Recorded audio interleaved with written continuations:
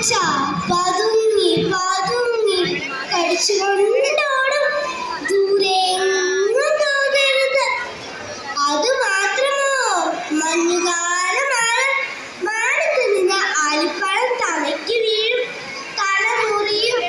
ഇതെല്ലാം കേട്ട് കോഴിക്കുഞ്ഞുങ്ങൾ തലയാട്ടി.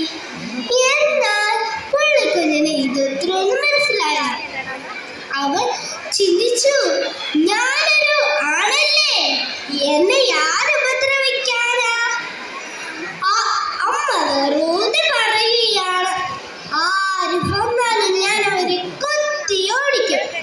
ഓരോ ദിവസം അമ്മ പുറത്തു പോയ സമയത്ത് പുള്ളിക്കുഞ്ഞൻ വീട് വിട്ടിറങ്ങി കുറെ ദൂരം കാഴ്ചകൾ കണ്ടുപോയി. അപ്പോഴാണ് ഒരു വലിയ നിഴൽ പുള്ളിക്കുഞ്ഞനെ മൂടി.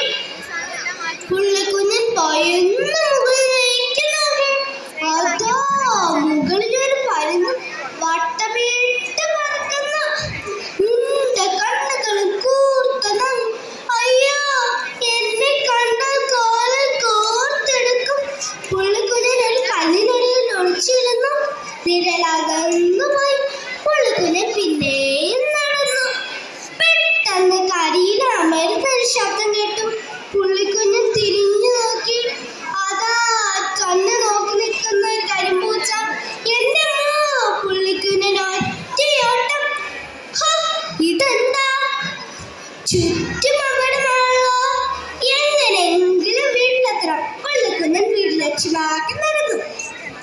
തന്റെ കുഞ്ഞിക്കാലമായി ഓടിയും ചാടിയും വീടിന് മുന്നിലെത്താറായി. പെട്ടെന്ന് ആലിപ്പഴം പൊഴിഞ്ഞു. വെടിയുണ്ട പോലെ ആലിപ്പഴം നിലത്തു വീണു. വല്ലാത്ത തണുപ്പ് കാരണം കിടന്നു. പുള്ളിക്കുഞ്ഞൻ അതിന്റെ ചൂട്ടിൽ നിന്നു. എന്നിട്ടും തണുപ്പ്. പുള്ളിക്കുഞ്ഞൻ അതിന്റെ പൊത്തി കയറിയിരുന്നു. എന്നിട്ടും തണുപ്പ്. കിയോം കിയോം അവൻ അമ്മയെ ഉറക്കെ വിളിച്ചു. അകലെ നിന്ന് കോഴിയമ്മ കേട്ടു. കോഴിയമ്മ ഓടിയും ചാടിയും പറന്നു ആലിന്റെ ചുവട്ടിലെത്തി. അവിടെ മുഴുവൻ ആലിപ്പഴം പൊഴിഞ്ഞു കിടക്കുന്നു. അത് കണ്ട് കോഴിയമ്മ ചിറക് വീശി. വീണ്ടും വീണ്ടും വീശി. ആലിപ്പഴം മുഴുവൻ വെള്ളമായി ഇടിഞ്ഞു മാറി. അമ്മയുടെ ചൂടിൽ ആലിപ്പഴം ഇടുന്നത് കണ്ട പുള്ളിക്കുഞ്ഞിന് ആശ്വാസമായി. അവൻ ആ ചിറകിലേക്ക് കയറി. നല്ല ചൂട്.